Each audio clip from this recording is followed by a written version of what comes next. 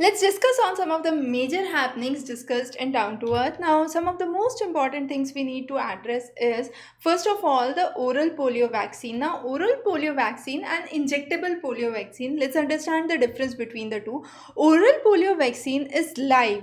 However, the injectable one is attenuated. Now, when I say it is live, that means you have active polio viruses that are there. Now, this OPV, when it is administered as a oral dose to masses, it is considered as a means to save population from polio. However, recent findings have shown the disease which has been developed due to the administration of OPV, and that is the immunodeficiency vaccine derived polio. Now, this is a vaccine derived polio virus which has been in news, and you have cases that have been reported from regions of Argentina, Egypt, Iran, Philippines, Tunisia, and further many countries. Now, this leads to a kind of acute flaccid paralysis and has been registered with numerous other health disorders, and therefore is a very important thing to be discussed this time, because when this poliovirus is excreted. Now, when it is excreted, it can lead to a community spread, and that is what is known as the circulating vaccine derived poliovirus. Now, when we say circulating vaccine derived poliovirus, the initial one was immunodeficiency that occurs to an individual. Circulating is one that occurs in the community. So once it is excreted, and it can lead to community spread. So again, very important to understand and know. And there has been a spike in the regions where you have oral polio vaccine that is being administered. India is one of the countries administering oral polio vaccine, and therefore we need to take precautionary measures. However, this has not been the case with injectable vaccines because they are attenuated, they are not live viruses.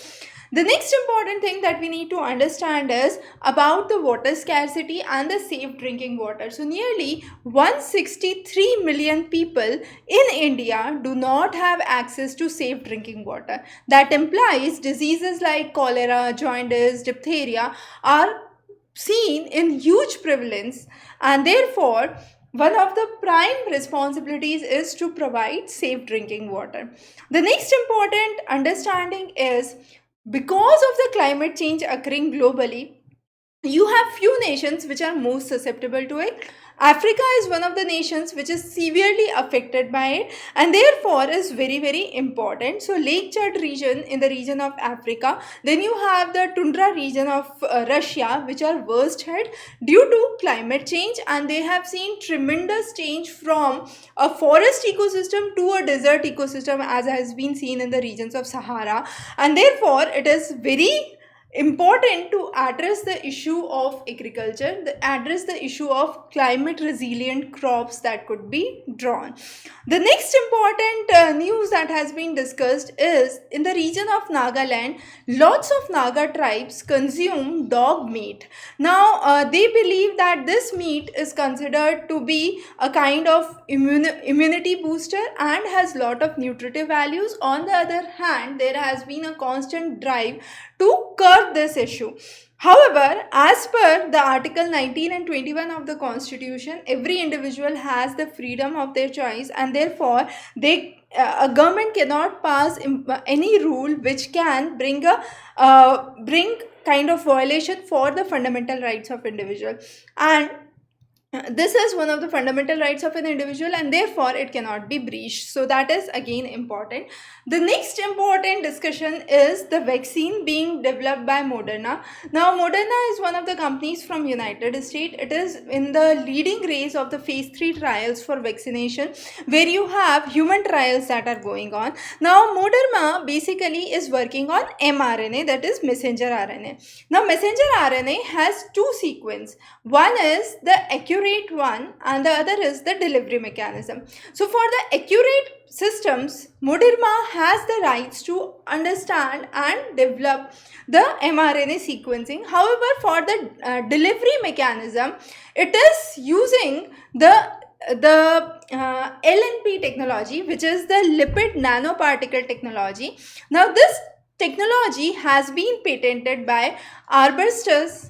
Arbutus Biopharma, which is another company of Canada, and there has been a constant clashes between Moderna and Arbutus. Initially, Moderna was saying that this is not a kind of right way of using it. However, later on, Moderna changed its stance and said that lipid nanoparticles are important technology to be used for mRNA vaccine, and now they are trying to get the patent in their name. So there has been clashes regarding this. The whole idea is the sequencing is important, and the move for vaccination is another important aspect. CanSino is another vaccine that is coming up from China recently. Now, coming on to the next is the black holes. Now, under black holes, what we need to understand is when you have two black holes, when they merge, there are two important phenomena that we need to understand. It is a combination of gravitational waves and electromagnetic signals. Now, that is important because initially it was believed that when you have two black holes merging, you do not have any kind of light that sparks, but the recent discoveries last year have revealed that you have sparks of lights and fireworks that are seen when you have two black holes that are merging. Now, how does this happen? So you have various research laboratories in line with this progress, and you have various developments that has been seen. So LIGO, Virgo are two of those. LIGO from US, so MIT and Caltech. Then you have Virgo from Germany, and then you have Zwicky. This is again with the help of Caltech. Now, these research laboratories are working to identify and confirm the gravitational wave event which led to the light. So you have a combination of electromagnetic waves as well as gravitational waves that have been seen. Another important thing is through the Zwicky laboratory by Caltech, you have also seen the robotic surveys of the sky which have registered similar changes that were given by LIGO and Virgo. So there have been developments on the aspects that there are two black holes spinning around each other, and they are trying to merge into a bigger black hole or a quasar, which is millions of times of the mass of sun. So that is the whole idea that we need to understand. Now, in the light of this, we also need to understand what is the Eddington limit. Now, Eddington limit is important because this is a term which is commonly used when we are talking about black holes. So Eddington limit is basically the measure of luminosity of any astronomical object. So be it any astronomical object that is present, how luminous it is, that we are able to measure through the Eddington limit, and it explains the maximum luminosity above which a kind of radiation force would allow the falling in of the gases towards a stronger gravitational object. So that is an important study to understand the concepts of black hole, and there have been various clauses that have been associated to the understanding of the black holes. Now, when you have two black holes that are merging, there have been various debates that have come up. One concept says that there is the role of gravitational waves along with the electromagnetic waves. The other concept says that there are tidal disruption events that have occurred. The another concept says that it is near to impossible to achieve it.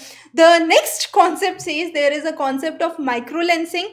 Microlensing basically says that stars in the galaxy randomly pass by in closer to any quasar or a kind of significantly large black hole that is there, and this passing by causes apparent brightening. So that is another reason because of which you have light emissions that are seen. So there have been various theories, still many of them needs to be proved and discussed. So Eddington limit is one of the very important topics that you need to know.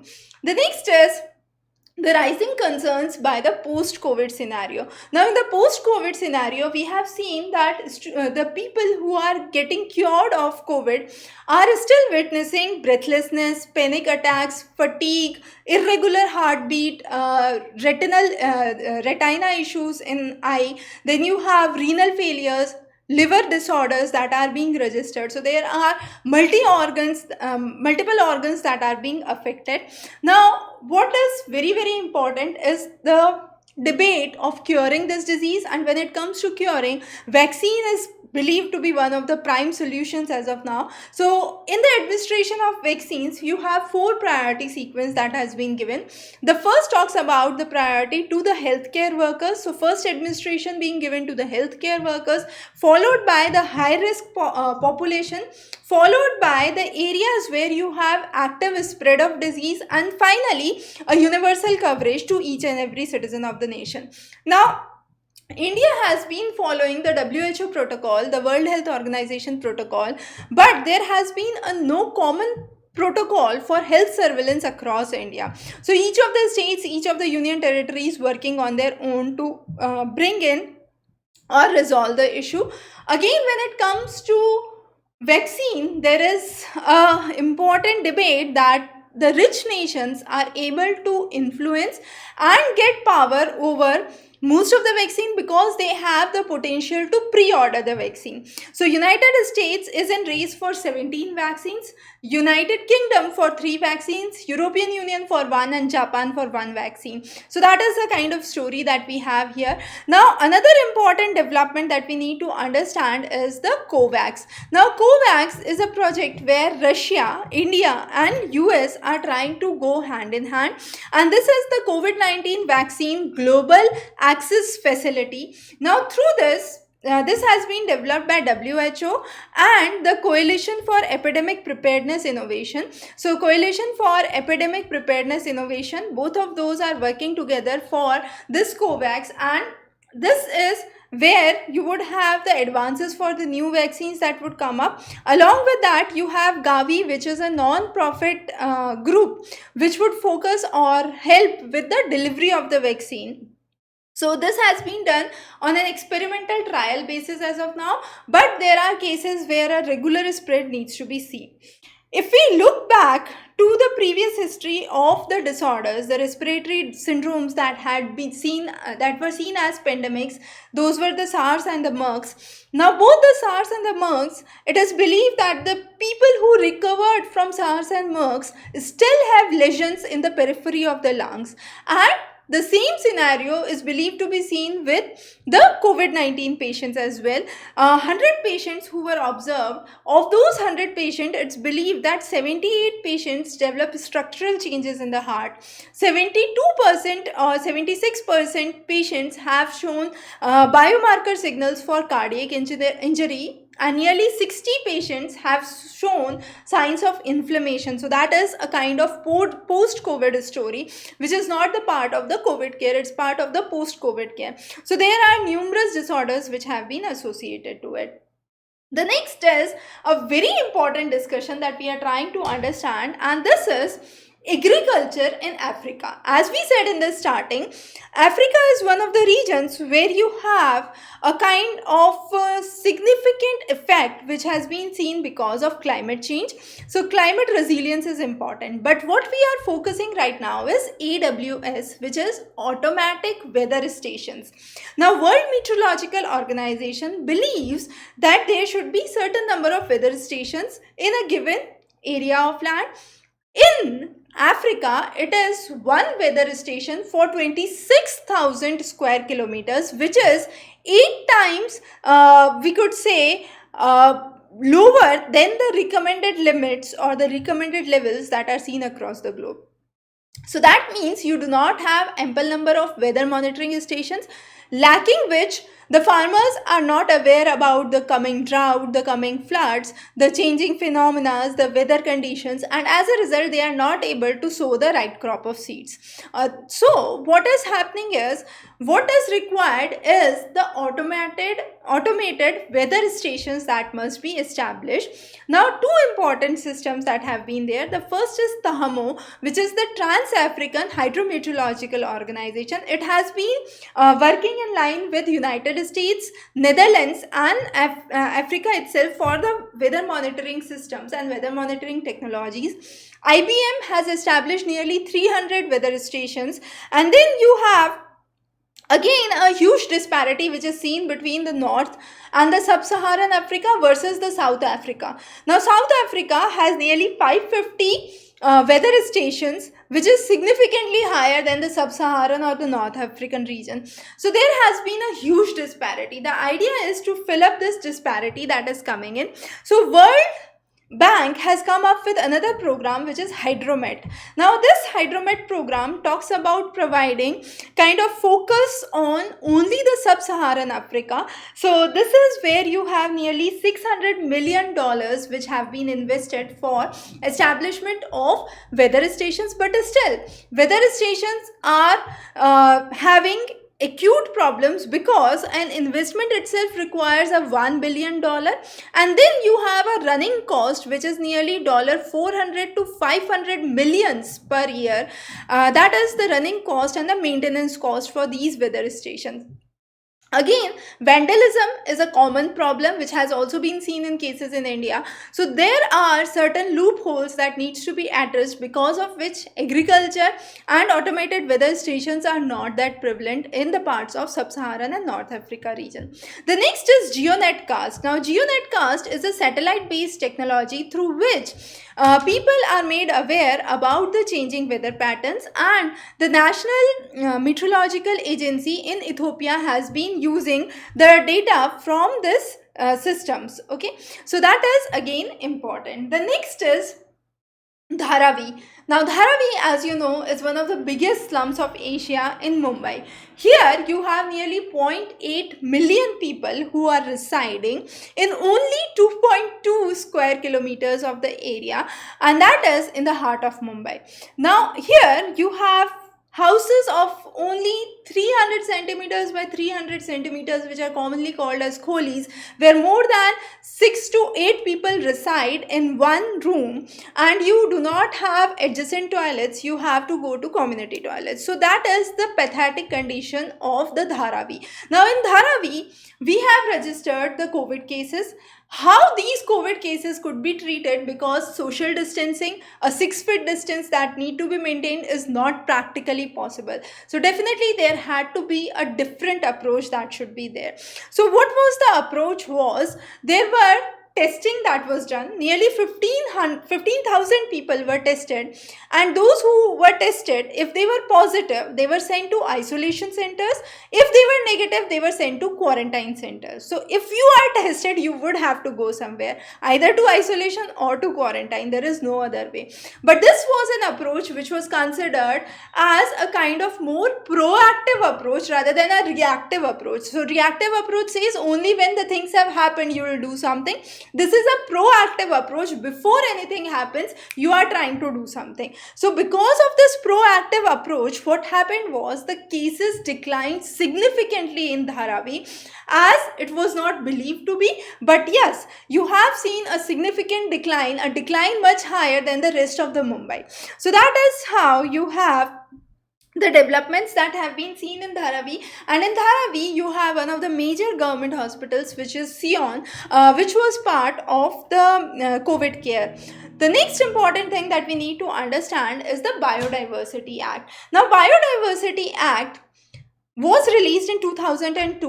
In 1992, during the Earth Summit, the Convention of Biodiversity, it was believed that you should have a constitutional committee for allocation of local self-government to understand the Biodiversity Act. So there was a structure that was ruled out, and this structure was definitely a 3-tier structure. So you had the National Biodiversity Authority at the top, you had the State Biodiversity Board as SSBs, and then you had the local bodies, which were the biodiversity management committees. Now all these three were statutory in nature and autonomous. Now difference between statutory and constitutional bodies we have covered in a separate lecture, so if you have doubts, just go back and refer those. Now here what we need to understand is a people's biodiversity register must be maintained. What does that imply? This implies that you have certain local biodiversity which is not present at any other region. So protecting that biodiversity is well known only by those local people, and preserving that art and heritage is very very important. For example, we have few interesting examples to quote. One of the interesting examples is the Hortus malabarensis. Now this is where you have the biodiversity in the Malabar area of Kerala, and it traces back to the colonial rule. So since then that culture has been preserved in this region, and it is still preserved. Similarly, in the regions of Lakshadweep, you have star charts which are used. Now these star charts are used by the sailors, and they are used for sailing into the ocean. However, with modern GPS technologies, these are getting lost, but the idea is to preserve that. So that is part of the people's biodiversity register. So all local tradition needs to be preserved and taken into account. The next is few people who can collect green mussels in the region of Kozhikode are important, and you have the region where you have lots of water pollution that has been seen, and these green mussels, only few people are left in the region of Kozhikode who can actually understand this, who have the knowledge of the rock, the techniques of collection, the harvesting season, and further details. The next important thing that we need to understand is about a very interesting, a very small nation of Africa, and which is Sierra Leone. Now Sierra Leone had a significant history. In 2002 there were civil wars, nearly 50,000 people were killed, more than 2 million people displaced, moved out of Sierra Leone. Later in 2013 you had hemorrhagic fever that was seen in the regions of Sierra Leone. Later in 2016 you had an outbreak of Ebola that was seen. It is one of the poorest nations of the world, and however, under the global multidimensional poverty index, it has seen a remarkable success. Over 2013 to 2017 period, we have seen that the multidimensional poverty index has reduced from 78% to 54%, and that's significant, which has not been registered in any of the nations. So there are four dimensions on which multidimensional poverty index is assessed. The first is the income level, the second is the health, the third is the education, and the fourth is the standard of living.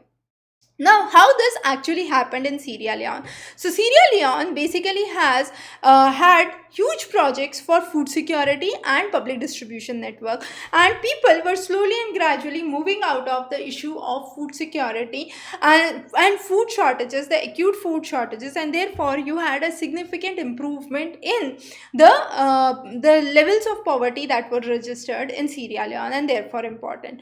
The last important story that we would be discussing is an elaborate story about coal auctions in India.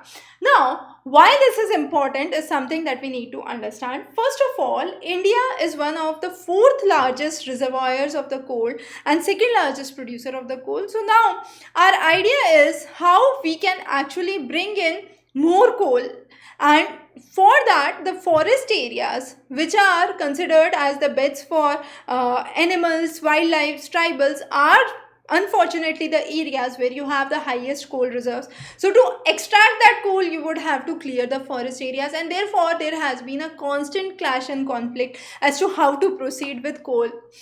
However, over the years, we have also seen that we have a shift in the energy resource usage from coal to solar and wind energy. So that is again an important issue that we need to discuss. Recently, we have given 100% FDI, that is foreign direct investment in coal, and no end use policy for coal. And the idea is to bring in private players for coal. So far, Coal India Limited is the only company, the public undertaking that looks after it. And if we are bringing in more players, bringing in private players, it would bring in more development in the coal fields. But before that, let's understand the environmental perspective. So if you can look onto the map here, we have the go and the no-go areas. Now go areas are the green areas which are considered okay. No-go areas are the areas which are lying in the safe biodiversity area or a biodiversity rich area, and therefore extraction of coal from these areas is not considered accurate.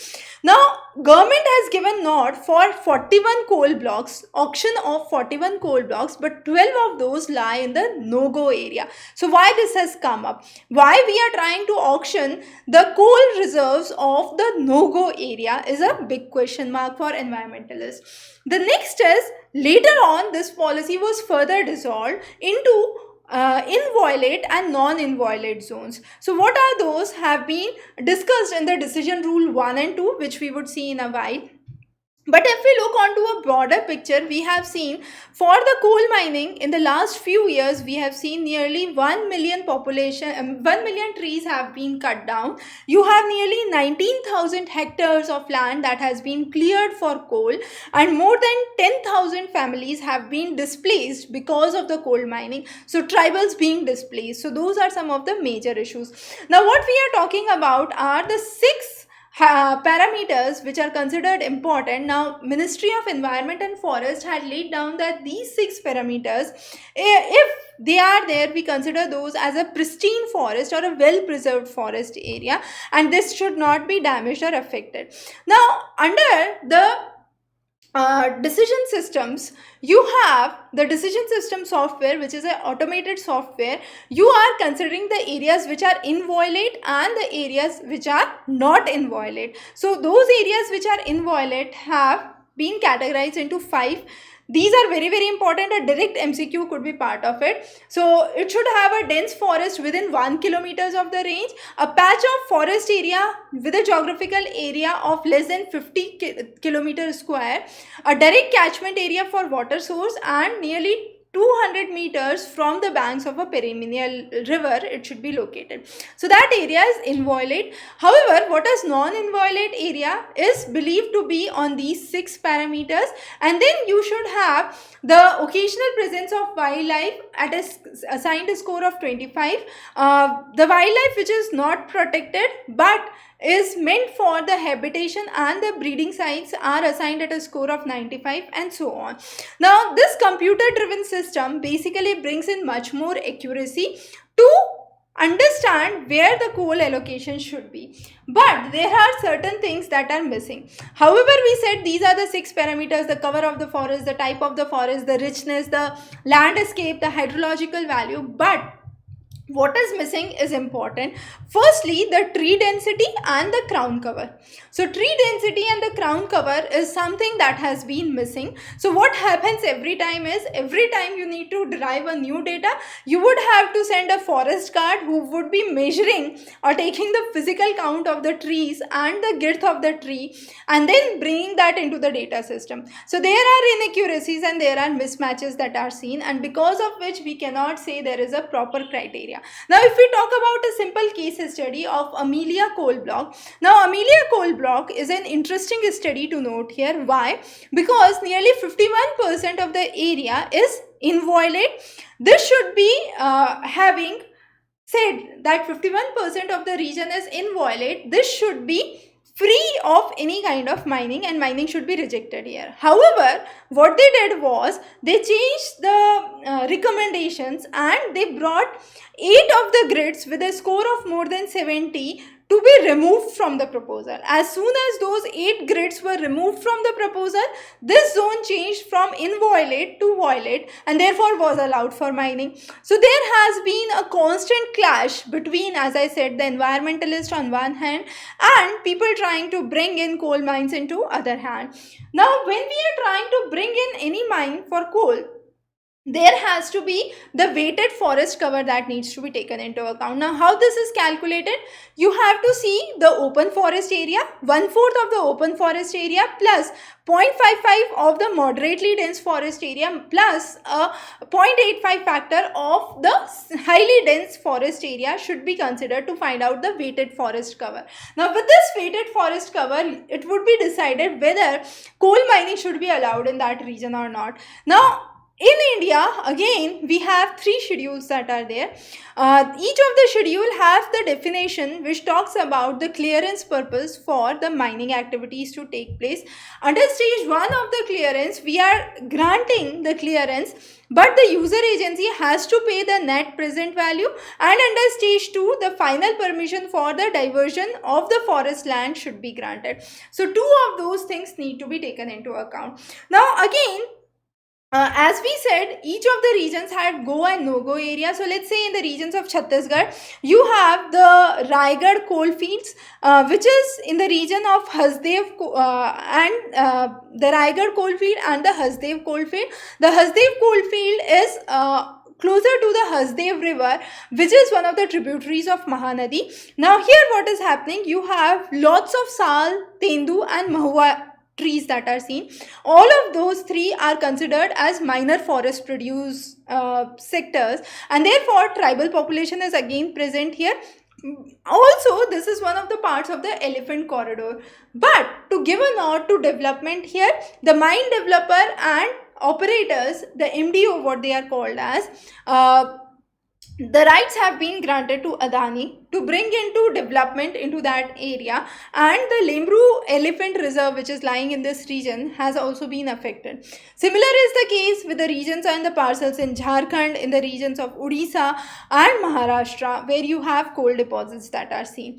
Now, if we talk about changes in the mining, there have been constant changes that have come up with the policy making. In 2015, it was said that under the Coal Mines Special Provision Act, private players would require the captive production of the fuel through the auction route that would take place, and government will allocate the public sector companies for the mining purpose. In 2019, there was a further change in the rule which said that the coal miners can sell 25% of their production into the open market. So they were allowed to sell 25% of the production into the open market, but later in 2020 it was increased to 100%, and there was no restriction as to the bids that were given for the mining and who a person can sell the mines to. So you can sell to anyone. 100% FDI was allowed, and even the price was not mandated. So those were the changes that were brought into the mining system. Now, as I said, the MDO, the mine developer and operators, are important because they do not just take the contract for the mining, but they have a full knowledge. They would help you with clearances, physical possessions, extraction process, and everything and anything that a miner can do.